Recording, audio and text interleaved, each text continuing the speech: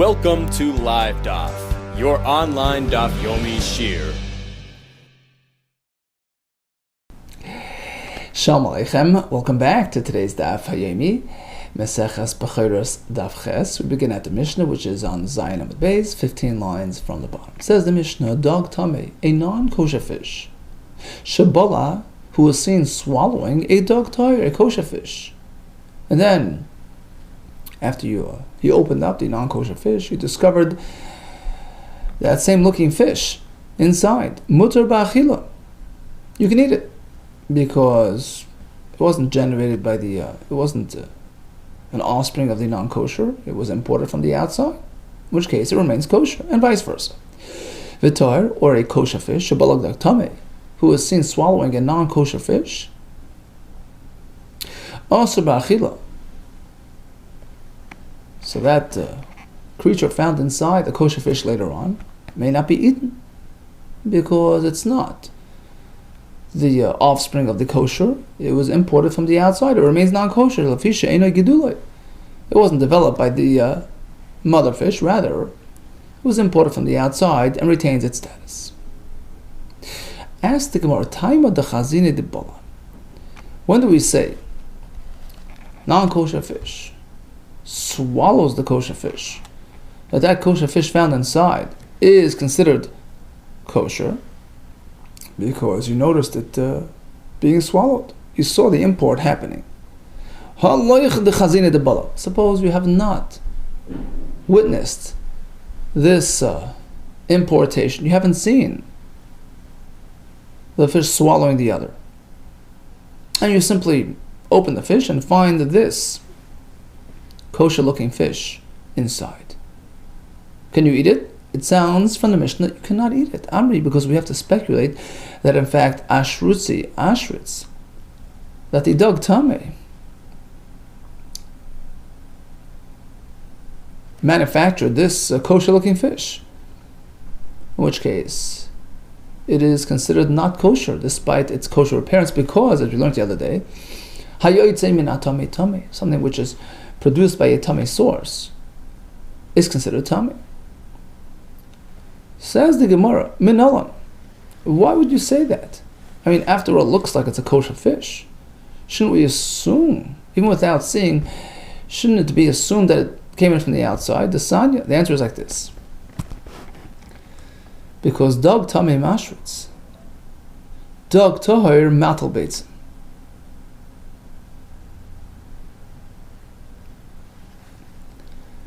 There's a fundamental difference in the way kosher and non-kosher fish develop their offspring. A dog tummy is mashritz. He develops his offspring within himself. He gives birth to live fish, as opposed to a dog tar, a kosher fish. Meitel beitzim, he lays eggs on which he sits and warms, and they eventually hatch into fish. Okay, so since you discovered this fish inside the non-kosher fish, let's assume that it was self-developed, the way non-kosher fish develop their offspring, which are formed inside the mother fish. Unless you've seen it being swallowed inside. Then it changes. Why? If that's the case, if you assume that it was produced within the non-kosher fish, and it's a non-kosher offspring, even if we saw it swallowing the kosher fish, who says it's the same one? Amrinan, we should still be concerned with a possibility that ha'i aklo. Yeah, the kosher fish that he imported was digested. And it's gone. V'hai, and this one that you found today, ashritz was developed by a non-kosher fish. It's a non-kosher offspring. Amar Sheshus. So we have several answers to this question. According to Rav Sheshus was speaking kunshamatzoi derech beisarei. He found this fish here in the digestive system where he expels his waste, which makes it clear that it wasn't developed by this mother of fish. Otherwise, it would be on the other side, and it wouldn't be together with the other food. Apparently, it was imported from the outside. Another pshat, he found it in the where it swallows the food. which proves that it came from the outside. Rav Nachman Amar kan shematzei shalem, who's speaking that he found this fish intact, whole, intact, fully developed. In which case, it confirms that it was not developed by this non-kosher fish. Otherwise, it would have birthed it already. It wouldn't stay inside so long. So apparently, it came in from the outside. Rav Ashi Amar, he says, you know what? When the Mishnah says, I saw the fish being swallowed, it doesn't mean literally. You actually have to see it. It's an assumption. Rav Ashi Amar, Roiv Dagim b'minon mashritzin. He says, most fish, their offspring, resemble themselves, right? B'minon mashritzin. And now that you find this fish, which is dissimilar in look to the mother fish, to the greater fish, that leads us to assume that it was swallowed from the outside. It's as though we've seen it being swallowed. So the lashon of the Mishnah isn't literal, we saw it. It's a strong assumption, which you can rely on. Okay, so the question was, why? Do we assume that it's a kosher fish inside the non-kosher? Maybe it's just a baby of this fish. So we have one pshat that he found it in the waist area, one is that found it where it swallows its food. According to Rav Nachman, even if he didn't have a specific location to use to identify the, let's say it was cut up, the mother fish, you don't know where, but since you find this little fish inside fully formed and developed, which sounds like he was already outside swimming, indicates that it was swallowed from the outside. Rashi says, chances are it came in from the outside because of his dissimilarity to the big fish. Turn it up on him. Okay, on this topic of fish offspring, dog tamei mashritz, dog toher matal beitzim. Like we said, the non-kosher fish gives birth to live fish, which he develops within herself, whereas a dog toher lays eggs, which develop into fish. Kol hamaya comes some more interesting rules and regulations which pertain to all kinds of creatures and animals. Kol hamoilet, any animal which gives birth alive, meaning he also has the ability to nurse his offspring. However, one who lays eggs, malakit, he doesn't nurse them. Rather, he collects their food, their worms, and he feeds them like that. Chutz me'atalef, there's one exception, which is the bat. Even though he's of the egg layers, meaning he nurses his offspring. Return to the next page. Hadul fanen. These interesting creatures, which Rashi actually says is some sort of sea mammal, which I'll read the Rashi inside on the second line from the top. B'nei yama dogim yesh b'yam. We have this interesting sea creatures. Shachetz yentras adam. They look halfway like a human. V'chetz yentras dog, and half like a fish. Ubalaz serina. And laz in Old French was called serina. So these interesting dulfan and paran v'rabim kivnei adam. They have a similar reproductive system to human beings, and in fact Rashi says if there is physical interaction between humans, and they can bear from each other. My dulfan, what are these interesting things? Amar Yuda b'nei yama. Okay, furthermore says the Brisa, Kol shebeitzim bachutz, an animal whose male testicles are external, moilid, so that type of animal gives birth to live offspring, Kol shebifnim. But if the beitzim on inside, matal beitzim, that type of creature lays eggs. Aini, is that so? That one depends on the other? V'amar Shmuel. Shmuel tells us avas, the domesticated duck, v'avas bar, and the wild duck, are considered two separate types regarding the prohibition to crossbreed. Kalaim zebazet, considered two different types, and they're colliding with each other. Vavinam, but the question was posed, my taima. Why are they considered separate entities? Aren't they one and the same species? Amar Abaye, yeah. The big difference. Zeh beitzim bachutz. Zeh beitzim b'fnim. He has the beitzim outside, he has it inside. And that's why they consider two separate types of animals. But the question is, we know from observation that they both generate offspring by laying eggs, which eventually hatch. So even the one who's beitzim on the outside does that, which contravenes our rule that we had, which is if the beitzim are outside, it gives birth live. Ella, rather, it's like this: kol shezachrusim b'chutz, the male organ, if it's outside moiled, that species gives birth to live offspring. If it's on the inside, he has an internal system, metal beitzim, that species generates offspring by laying eggs. Continues the Brisa, kol shetashmisha b'yoyim, any creature who mates during daytime, yoled b'yoyim, so they give birth by day. Balayla, a creature who mates exclusively by night, yoled b'layla, they give birth at night as well. Kol shetashmisha bein b'yoyim b'malayla, one who mates day or night, okay, so he gives birth one or the other, yoled bein b'yoyim b'malayla. Examples of which are tashmisha b'yoyim, an animal only mates by day, yoled b'yoyim gives birth by day, that's the tarnagel, that's the chicken. Balayla, yod balayla, the one who mates at night gives birth only at night, who's that? That's the atalek, that's the bat. Which one has both? Tashmisha bein b'yoyim bein balayla, one who mates day or night, yoled bein balayla, gives birth either way, that's Adam, human beings, and all the other animals who have that system. What's the objective? What's the point in knowing all these rules? There is an interesting halachic application to this. Look at the Rav Mori, Brei, to Rav Kahana. Listen to this. We have a halacha, Mesechas Beitza. The Mishnah begins, right? Beitza shenolda b'yantav, an egg laid on yantav, may not be eaten for many reasons. The Gemara says, well, it's muktzah, well, it's all kinds of reasons. So now, Damar Rav Mori, Brei, Rav Kahana. Listen to this case. Badak bekina shatar negoyla. Merav Yamtiv. So this farmer checked his nest, his chicken area, and he finds no eggs whatsoever. Okay, so Rav Yamtiv, he covered, he checked, he inspected, no eggs. And there's no egg there. Next morning, he gets up for Vasikin, L'mocher. Next morning, which is Yamtiv, after a long Seder, he gets up quickly to daven early, Hishkim. He gets up right before daybreak. And guess what? An egg in the coop.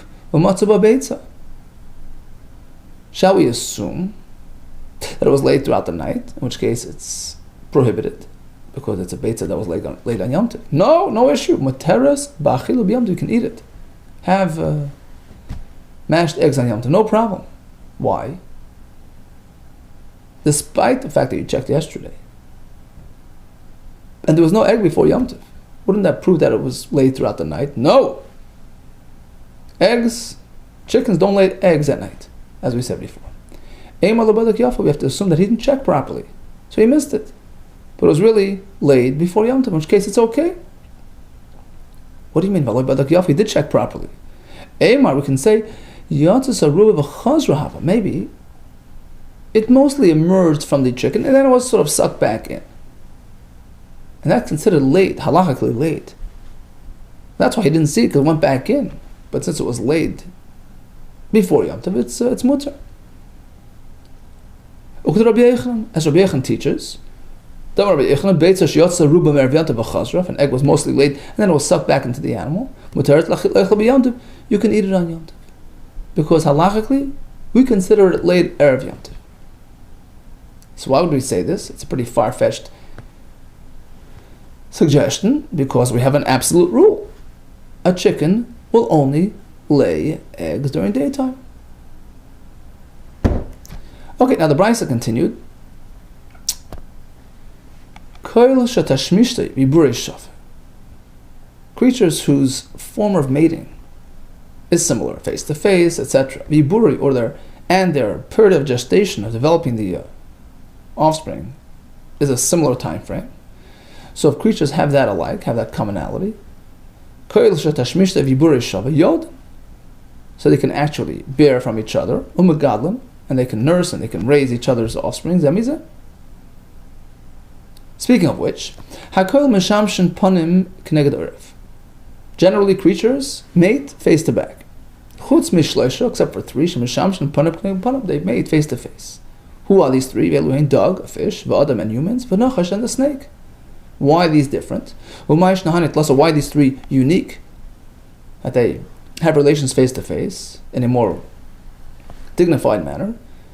Kiyosar Avdimi, when he came from Eretz Yisrael, Amar, he says, Amri Ma'arav in Eretz Yisrael, they used to say, what sets them apart? Because they had the honor and the privilege to converse directly with Hashem. Hoyel v'dibra imam shchina. We find that the shchina spoke to the fish to spit out Yonah Hanavi, right? Likewise, Hashem addressed the snake way back when he made Chava sin. And a person, Hashem is always speaking to people. The Nevi'im, right?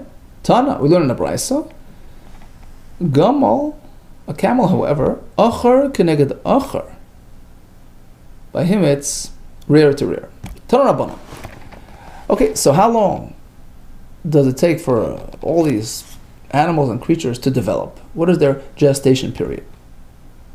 Okay, we'll go through the list one by one.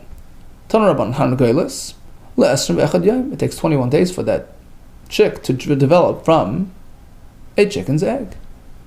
And interestingly, as we're going to see throughout the next piece of Gemara, there's a corresponding matching arrangement between the animals and creatures and the organic materials, trees, etc.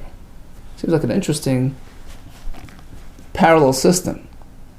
So we have, on the one hand, we have the chicken, 21 days. We'll connect the Be'ilah in a corresponding arrangement amongst the trees.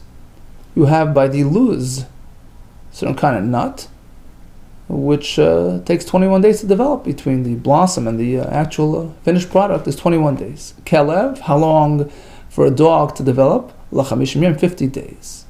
We'll connect the Be'ilah. The matching tree is the fig tree, which takes 50 days for the fruit to ripen. Chasol, how long for a cat to develop? 52 days. We'll connect the Bilan Tus. The opposite to that by the tree is a tus. Some say it's a strawberry. Chazir, what about a swine? 60 days. We'll connect the Bilan Tapuach. The apple also takes 60 days. Shul,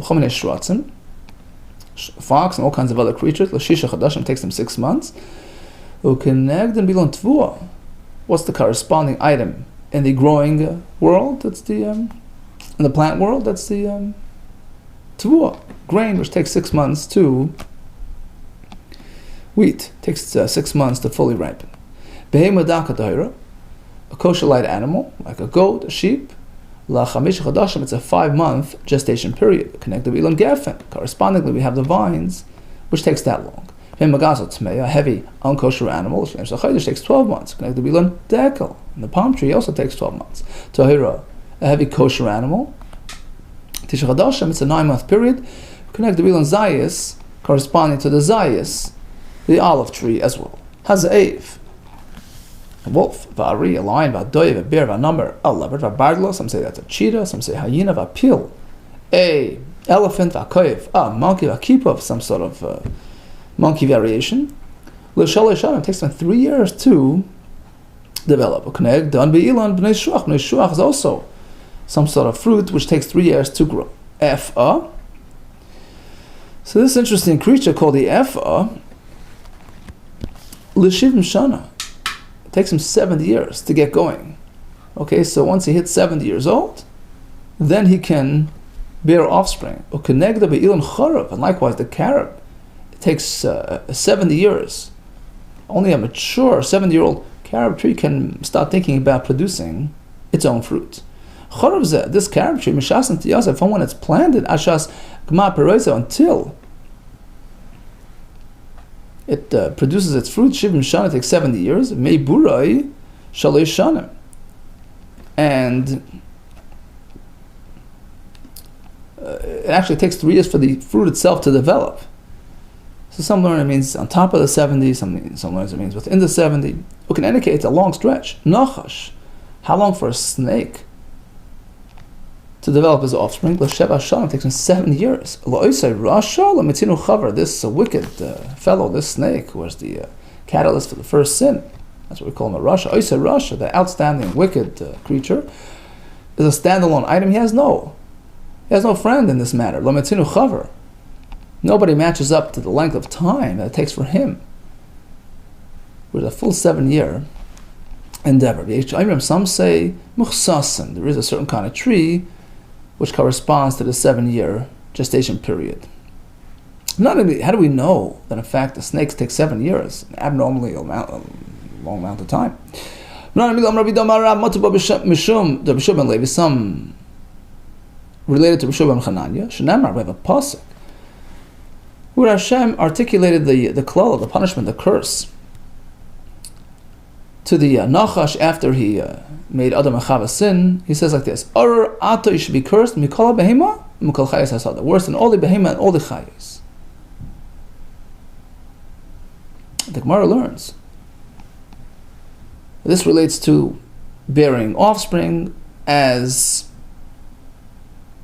similar to what Hashem applied to Chava, that she's going to have a hard time having children, etc. So likewise, the retribution to the Nachash relates to that topic. He's going to have a real difficult, lengthy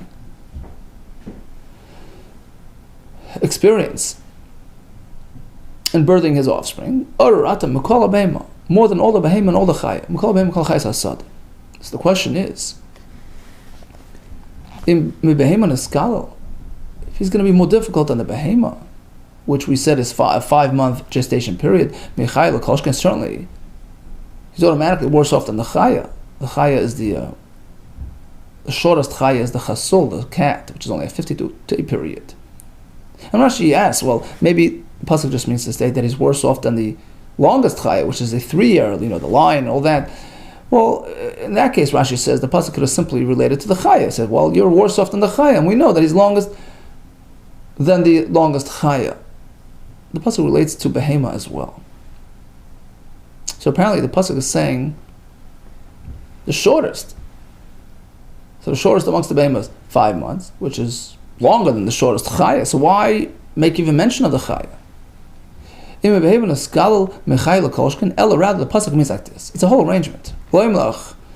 This is the formula that's being set forth.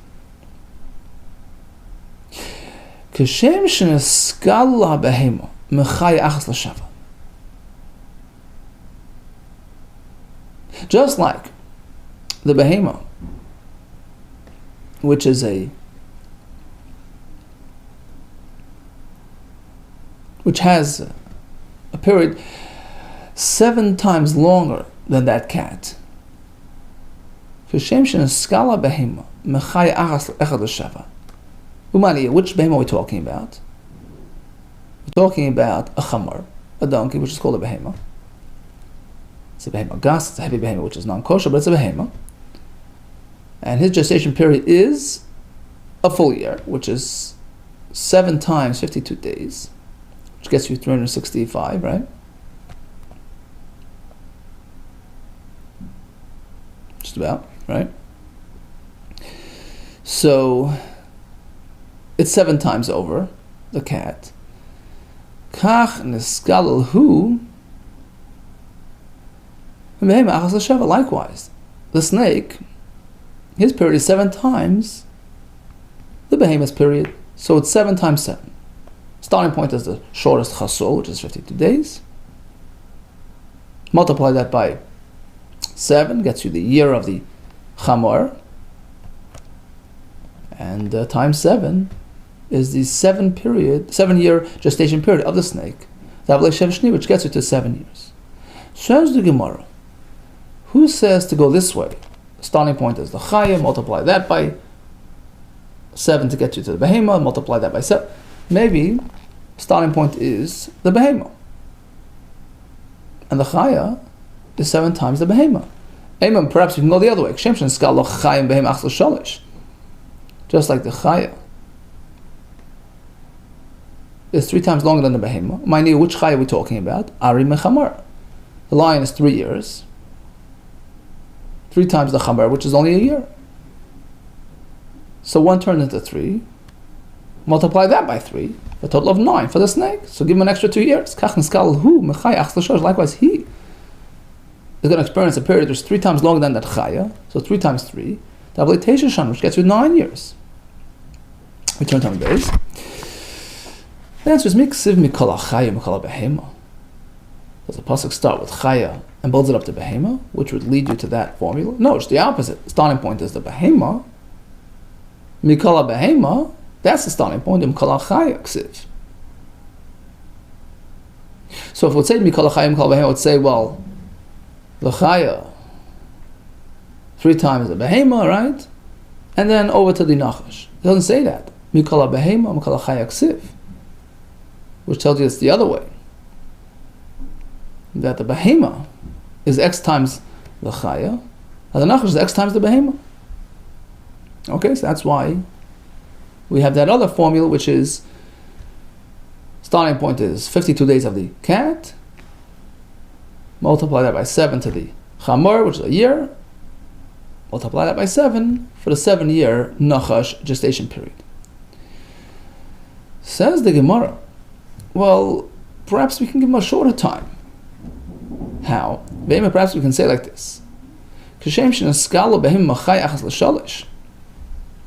the behema has it 3 times as long as the chaya, echad l'shalish. Mind you, which behema are you comparing to? Which chaya are you comparing to? Eis mechasul. Okay, starting point is the shortest chaya, which is 52 days, okay, as you're saying. But instead of jumping to the year-long chamar, stop at the A's. The A's is that goat, which has a 5-month period, which is about 3 times 52 days. Okay, so it's just multiplied by 3. Mind you, A's mechasol. Likewise, the snake has it 3 times the 5-month goat period, which is only 15 months. Right?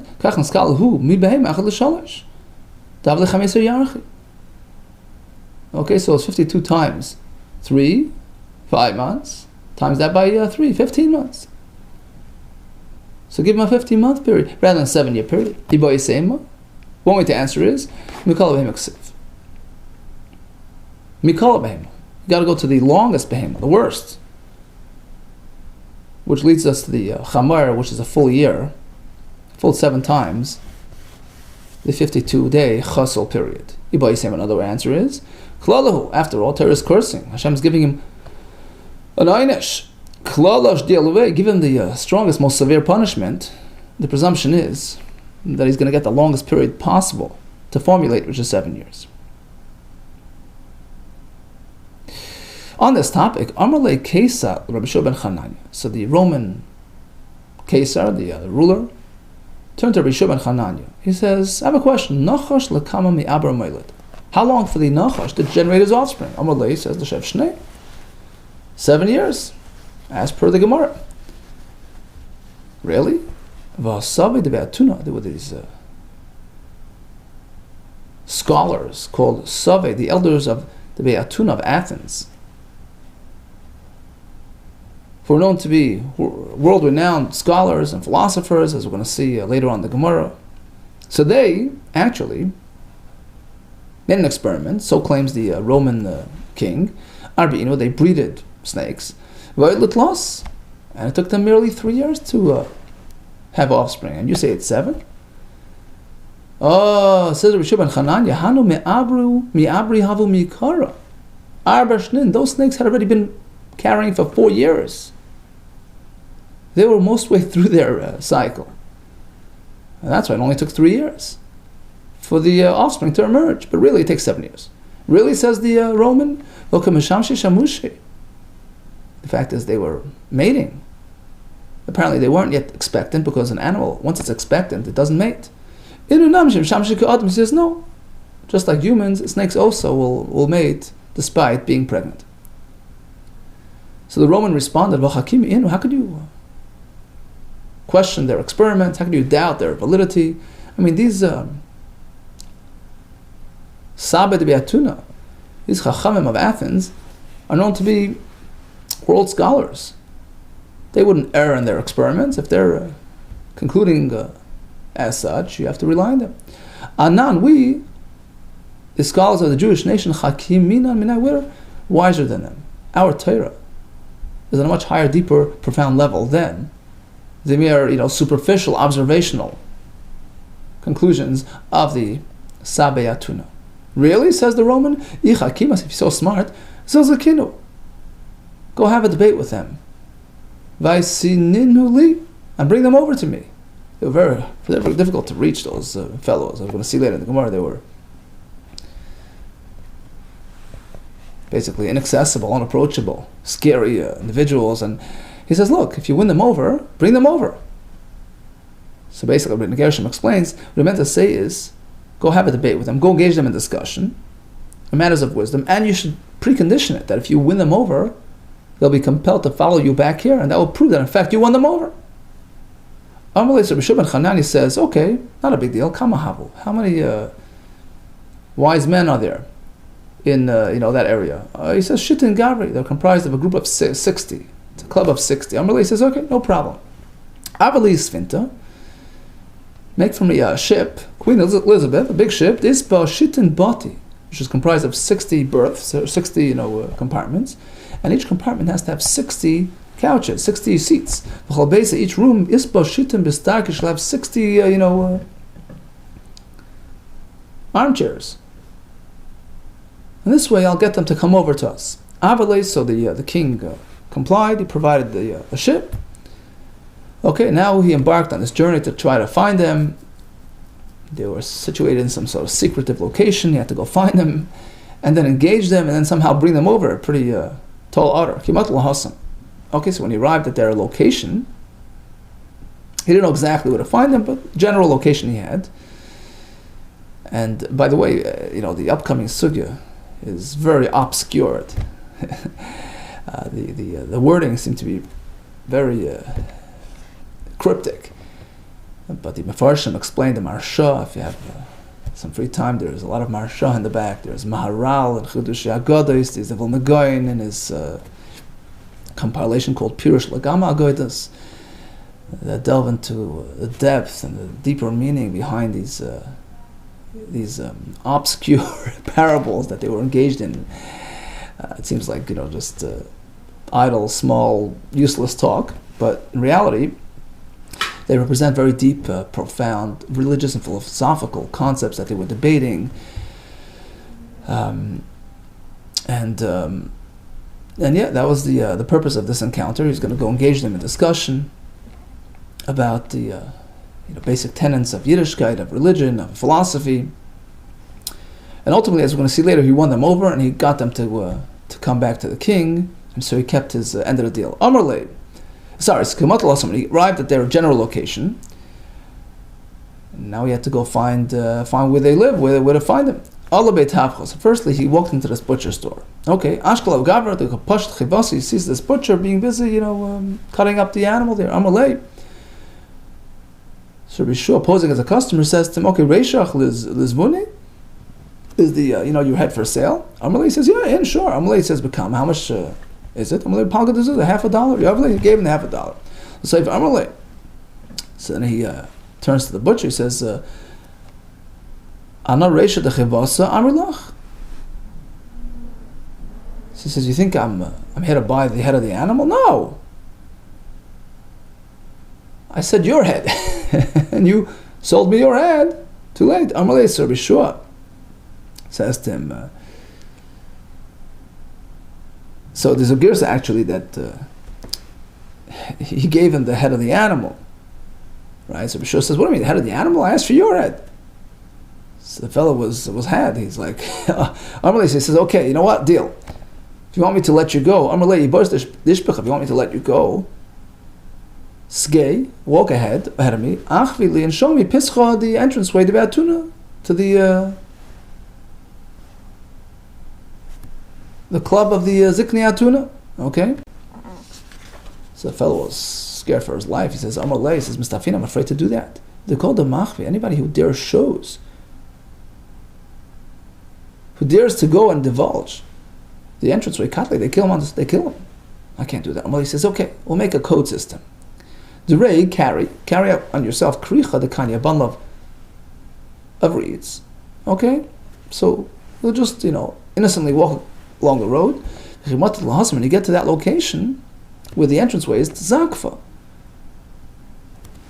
Put it, stand it on the ground as if you're just, resting up for a minute. As if you're just resting, catching your breath. And this way I'll know exactly where it is. Okay, so in fact he did that. And now Rishon discovered the entranceway. Azal, so he came there. Ashkach, he finds a whole group of armed guards. The Rabbanoi, these guards, Migavoy, at the inside of the entranceway, to ensure that nobody from inside comes out without permission, because they had a very secretive, exclusive club. They didn't want anybody to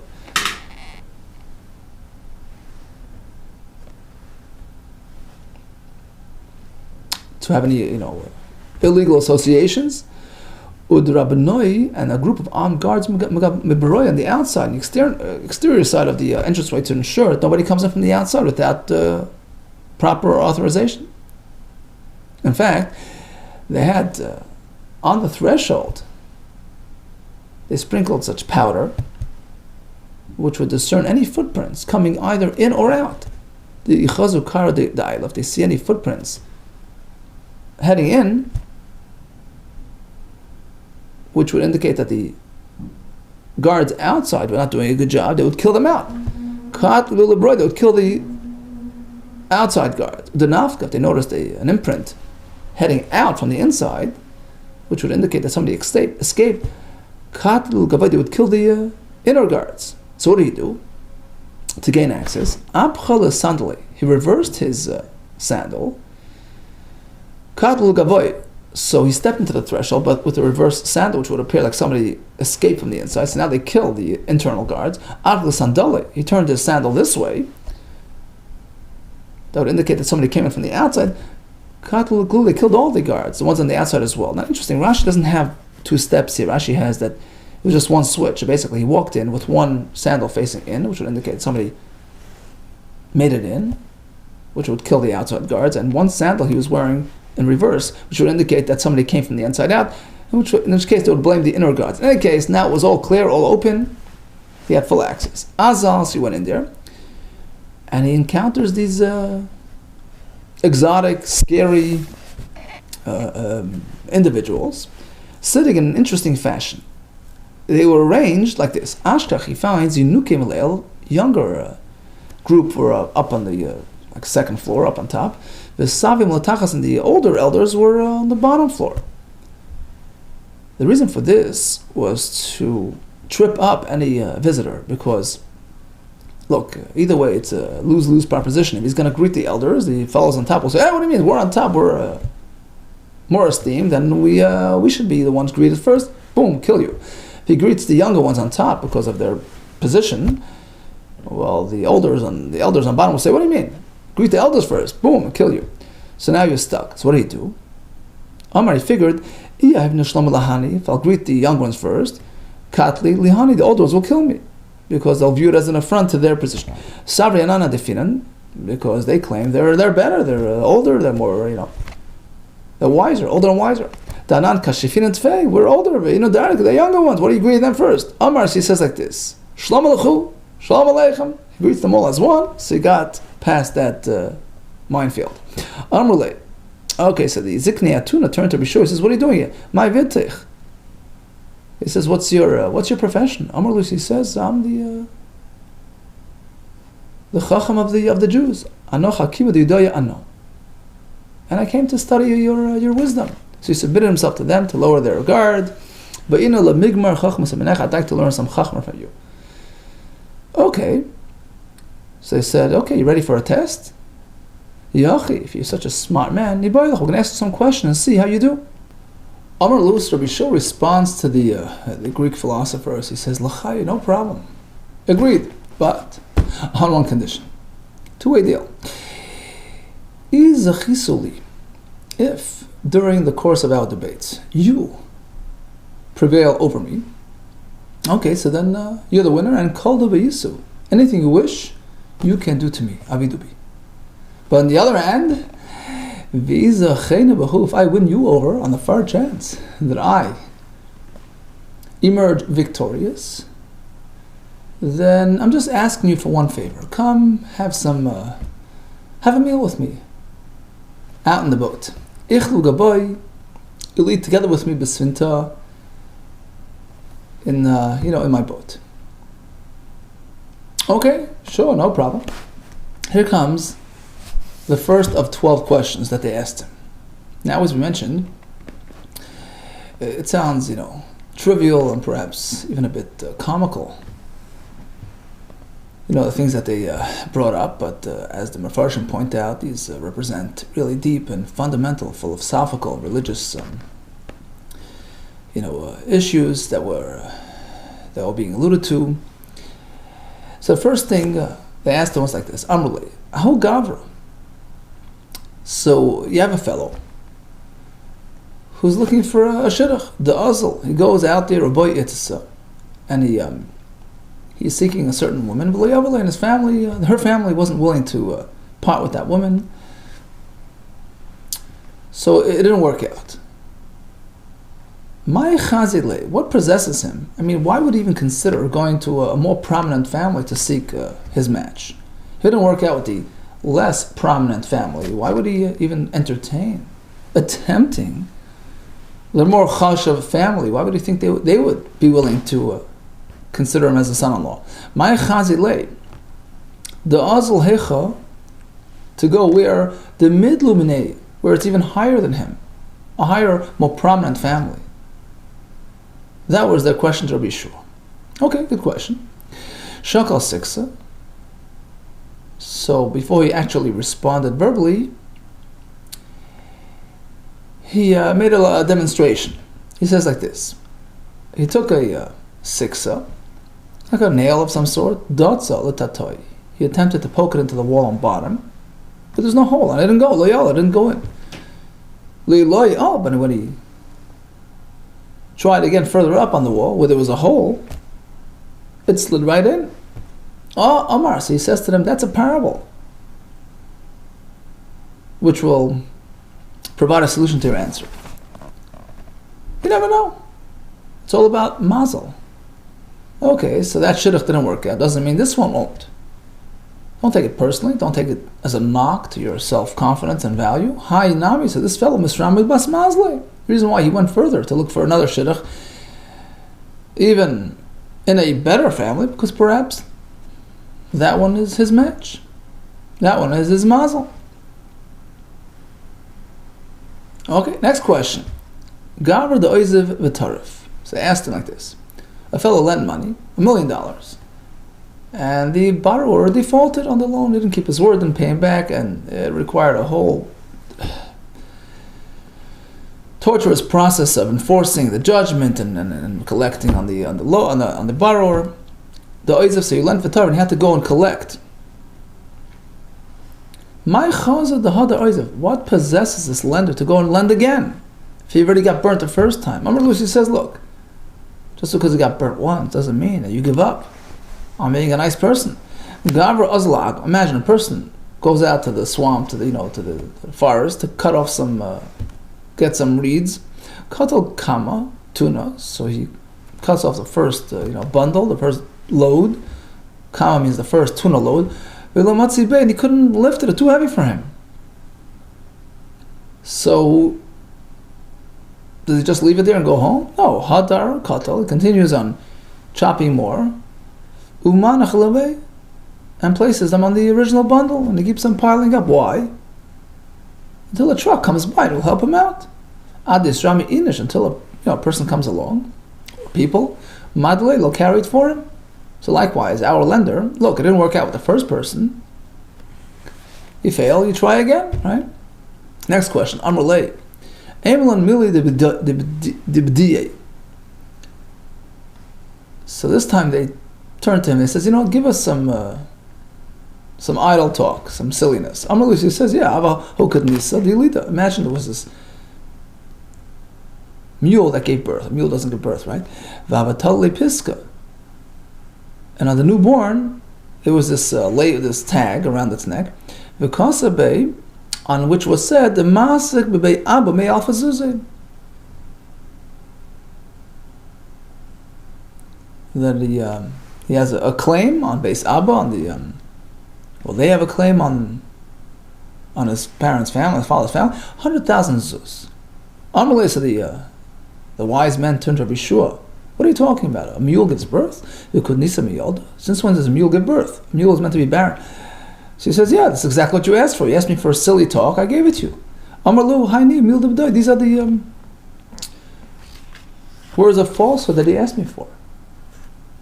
Milcha kisaria. Next question. What about the salt, which spoils? How do you preserve? Salt is typically used as a preservative to preserve foods, prevent them from spoilage. What about salt that in itself is spoiled? How do you preserve salt? Milcha kisaria. How do you salt the salt? Amalisi says, Besilta de Kudnisa. They use the embryonic sac of a mule. Umika silta de Kudanto. So they asked him, since when does a mule have, it doesn't give birth? Umilchamisari, he says, well, since when does salt spoil? Nilon Beisa Bavir de Alma. Please build us a house midair. Amar Hashem, so Yeshua, utter the holy name of Hashem. Tlab ben Rukila Ara. He suspended himself between heaven and earth. Amalui turns to him and says, okay, deliver the bricks. Up here, I'll build you a house. Asiklu live nevatina, bring me the bricks and the cement, no problem. So just to get a sampling of the behind the scenes meanings of what's going on. So on the first question and answer, which was the fellow who was looking for a suitable marriage mate, and he failed on the first try, he went to the better family. Why would he do that? So the Maharsha explains that what they had in mind was to sort of challenge the status of our nation. Hashem initially went to the other nations to offer them the Torah, and they were unwilling to accept it. So Hashem proceeded to offer it to Klal Yisrael, and they did accept the offer. So apparently, Klal Yisrael is on a lower level than the rest of the nations. So to speak, what wasn't good enough for them was good enough for us. So that proves your inferiority. So claimed the Greek elders to Rabbi Shua ben Hananiah. So he responded, no. He says, every nation has its own destiny, its own mission, its own mazel. It didn't work for you, but it worked for us because we are Hashem's sort of match. We're the closest to Hashem. So it's like the nail, it fit right in. It didn't fit with you, but it fit with us. Like a hand in a glove. Just the opposite. It shows how special, how unique we are. The other question regarding the guy lending and being burnt the first time, why would he loan again? The Maral on that explains, what they meant to say was, look, we all know that Hashem provided you with everything, gave you miracles, he did everything, gave you Eretz Yisrael, and you evidently were found to be undeserving. You didn't adhere to the Torah, to the mitzvah. Hashem sent you off in exile. So it's like a fellow who lent money and wasn't paid back and had to go and repossess and So why would you think that Hashem will retake you as His nation if you fail to pay up, you defaulted on that loan, so to speak? Why would you think that Hashem will still stick with you? So he says, look, just like this fellow, he lent and he got burnt, but I'll try again. Likewise, Hashem will certainly come back after we already, paid up our loan the hard way. Hashem will come back and show His grace to us again, knowing our true potential, our true value, which He appreciates eternally. Regarding the other question about they asked him to build up a house and build a sky. So the Vilna Gaon, he says, their true intention was they were alluding to something which is a spiritual entity. It's above the earthliness of the earth. He says,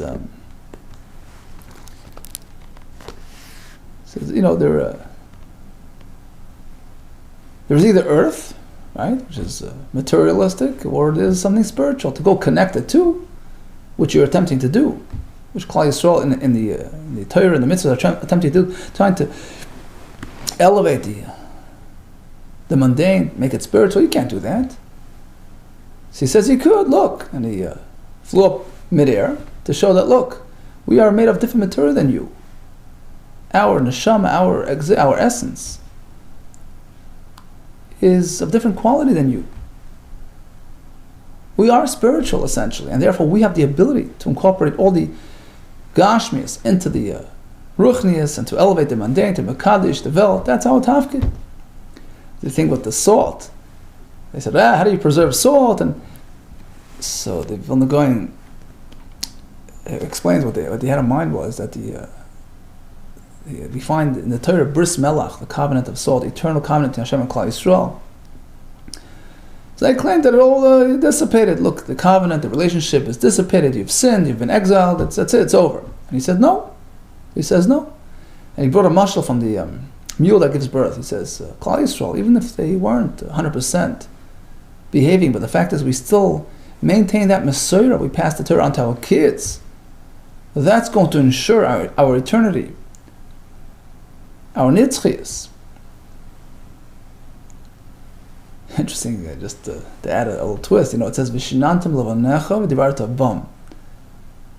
Right, so you teach your offspring, and then you look. Shouldn't it be the other way around? First you have to learn, then you pass it on to your kids. Sometimes you're not up to learning, but you got to teach the kid. You have a seder, you have your responsibility to the next generation, and that comes back to help us. That will help the teacher, help the father, and ensure that he, in fact, stays committed to Torah and stays immersed and connected to the Torah and to limud Torah. So that was his answer. He says, the fact that we pass it on, that ensures that we ourselves stay committed to the Torah. It gives us the schus that, in fact, Hashem will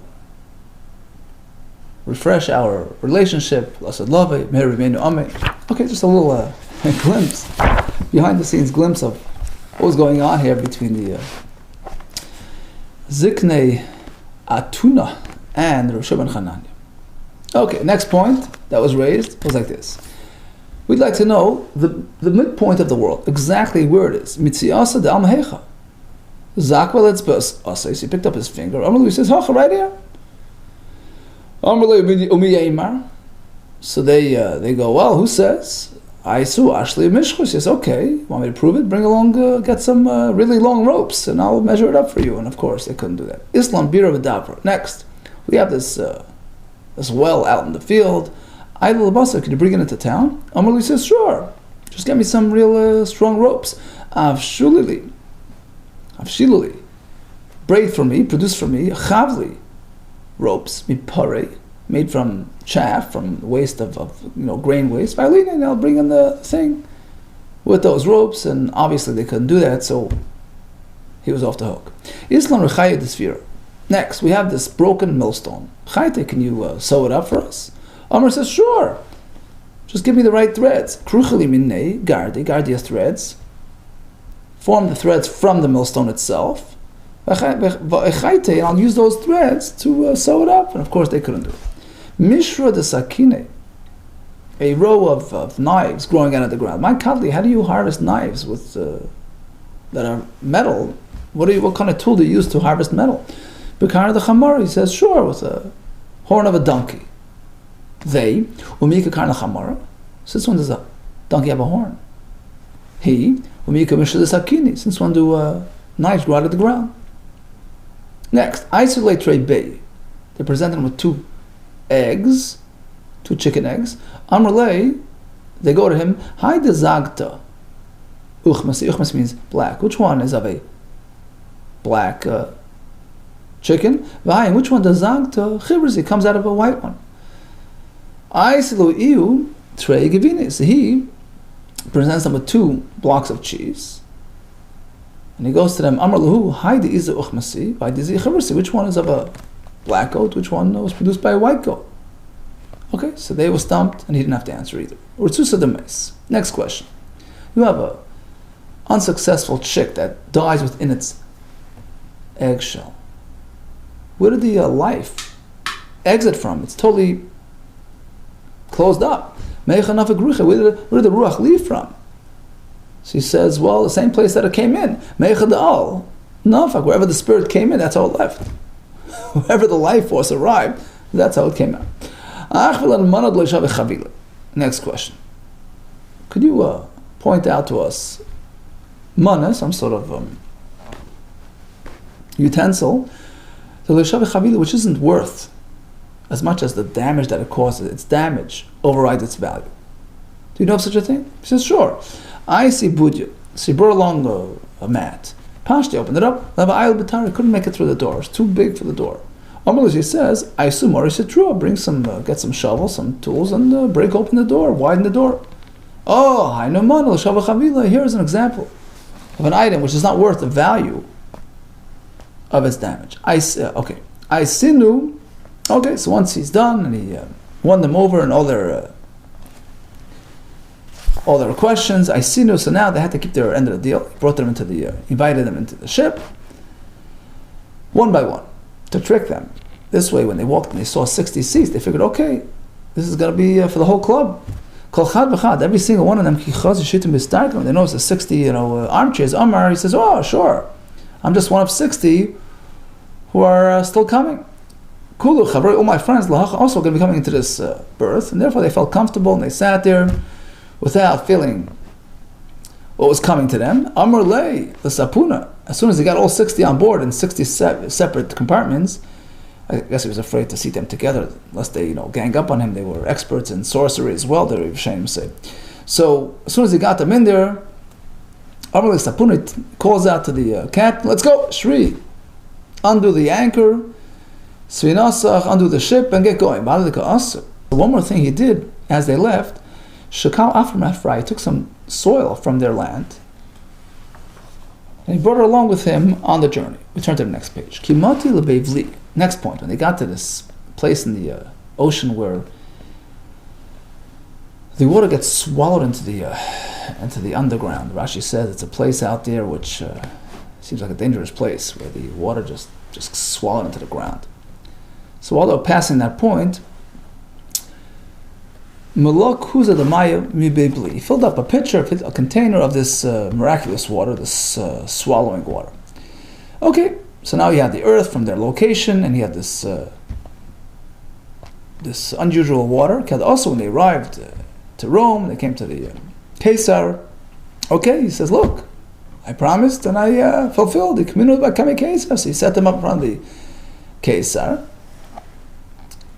So they're standing in front of him, and he notices that they're looking very humble and submissive.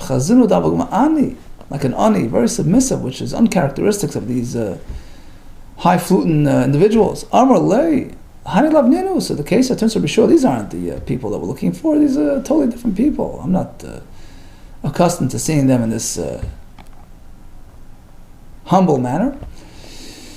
So what did he do to prove his case? Shakal mafrayu b'shdalevayu. So he took from their own soil and he sprinkled it on them, and that rejuvenated their self-confidence. They felt at home, right? Home turf, home territory advantage. And suddenly, akshu, they became brazen. Labi Malka in front of the king, and they spoke to him brazenly.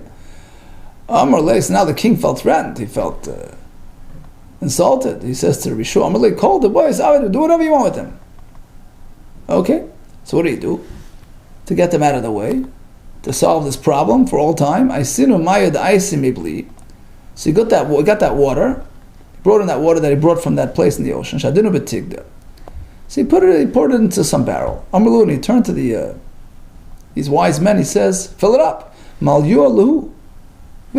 Just fill up this pool, this barrel. Fill it up with water, and you'll fill it up, and you'll leave, and you're free to go. Malu v'shadube. So they filled and they poured it in over and over again, and it wasn't filling. You know why? Because kamay, as they were pouring it in, that water gets swallowed into the other water. Balalahu.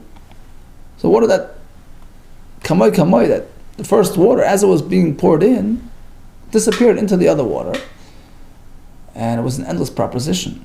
which got them so worn out, and they just disappeared. Malu, they kept on filling out the shomet ketfayim until their shoulders snapped off. Bolul va'azul, they just disintegrated and disappeared. Bolul v'achul avadain, that was the end of them. Okay, interesting, very fascinating Gemara. So we have the Mishnah back on the Zayin base. Let's just recap. We have the dog tamei, which was discovered to have a dog Torah within. It's considered Torah. We have given many reasons in the Gemara in terms of positioning, in terms of assumptions. We had an interesting printout of all different types of behavioral time frames regarding gestation period. We spoke about the forms of mating. We talked about the childbearing methods of the dog tamei, of the dog Torah, of all different types of animals. Spoke about the kol nachash, the 7-year development period there. We spoke about that's how we got into the whole story with the ziknei atuna, because it was started by the Kesar. I was curious about the period, the 7-year of the nachash, and he contradicted it from the experiment of the ziknei atuna, to which Rabbi Shua derisively responded by saying these people don't know what they're doing, and it's just and then he sent him off to have it out with them, which he did, and ultimately he prevailed. Ken Yegdu Kol Avecha Hashem. Suras Teves Hatzlacha.